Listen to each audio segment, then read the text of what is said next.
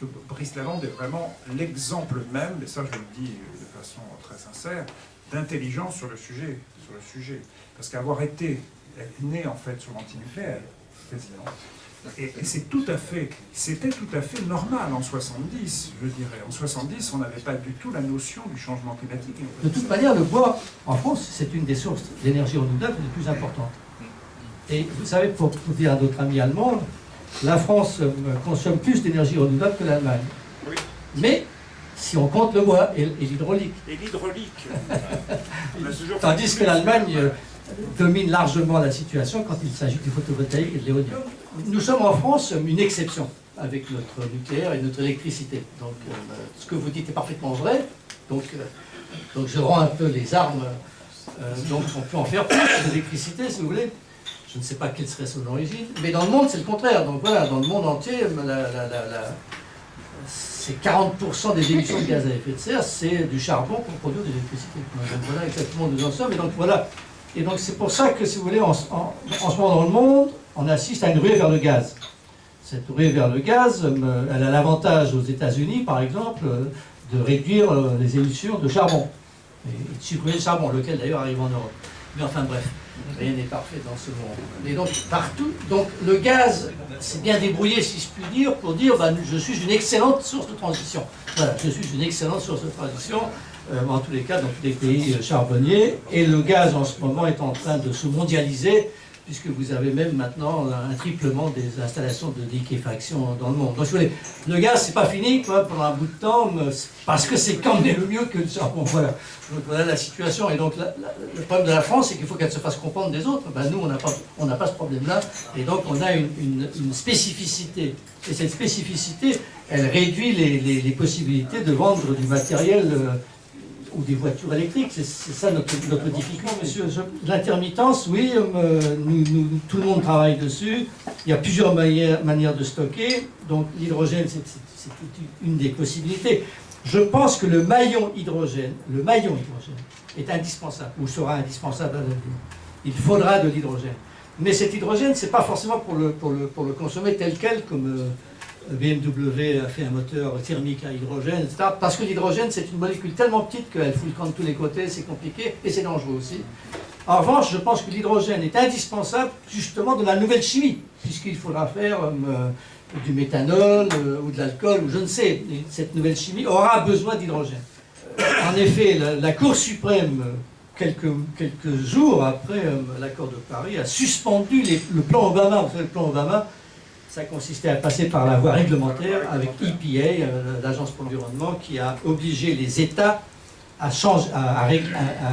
réduire leurs émissions de CO2 en changeant leur mix énergétique, chaque État devant faire une proposition, agréée ou pas, par l'État. Alors les États charbonniers ont protesté, ils sont allés vers la Cour suprême, et la Cour suprême, c'est compliqué pour elle de juger ce machin-là, et elle a considéré que comme il lui fallait plusieurs années pour juger, elle a suspendu l'application du plan Obama le temps de décider. Et malheureusement, une semaine plus tard, le principal opposant à Obama est tombé dans l'escalier ou je ne sais quoi, enfin bref. Et donc en ce moment, nous vivons un de ces épisodes perpétuels aux États-Unis.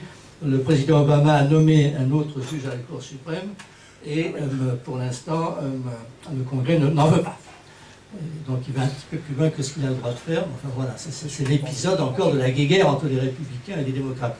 Donc de toute manière, aux États-Unis, je voulais juste dire ça, quoi que fasse le fédéral, l'État local fait ce qu'il veut, quoi, grosso modo. Et donc vous avez des États qui s'appliquent à eux-mêmes, Kyoto, etc.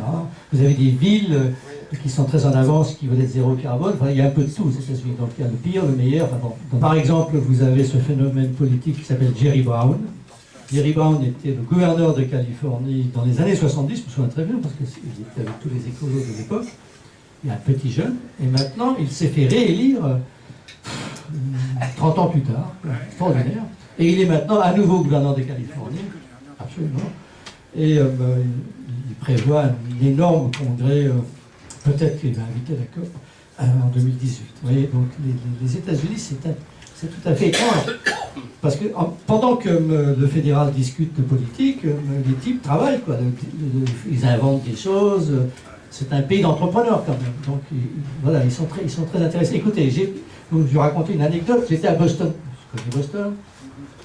Et il y a deux endroits aux États-Unis où il y a beaucoup d'intelligence, c'est la Californie et c'est la Nouvelle-Angleterre. Donc à Boston, il y avait MIT et tout ça.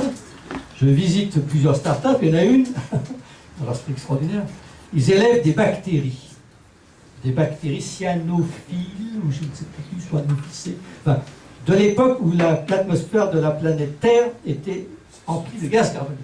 Donc ces bactéries adorent le gaz carbonique. Hein. Bon, donc ils les élèvent dans des grands tuyaux verts, c'est vert les couleurs.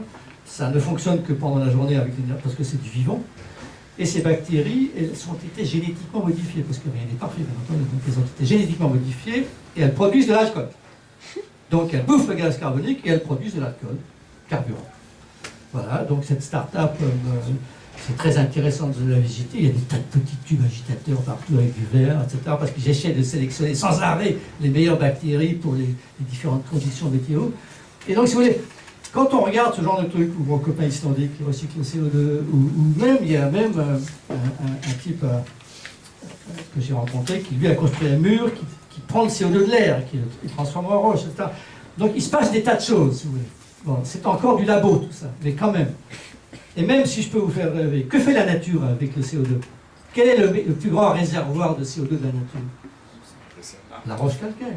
La roche. Donc la nature se débrouille pour que dans son cycle du carbone, elle finit par le transformer en roche. Que font les cimentiers? Ils piquent cette roche, ils enlèvent le CO2, donc ils envoient beaucoup de CO2 dans l'air, et ensuite ils en font du béton. Mais ils pourraient inventer un béton qui se durcisse en capturant le CO2 de l'air. Il y a des travaux là-dessus. Et donc là, ce serait à l'échelle. C'est la seule industrie qui serait à l'échelle pour régler le problème du CO2, c'est les cimenteries. Évidemment, il faut qu'elles le fassent, parce que pour l'instant, c'est pas sûr qu'elles le fassent. Mais donc, si vous voulez, dans la chimie du CO2, il y a des choses qui peuvent se produire, ou qui doivent se produire.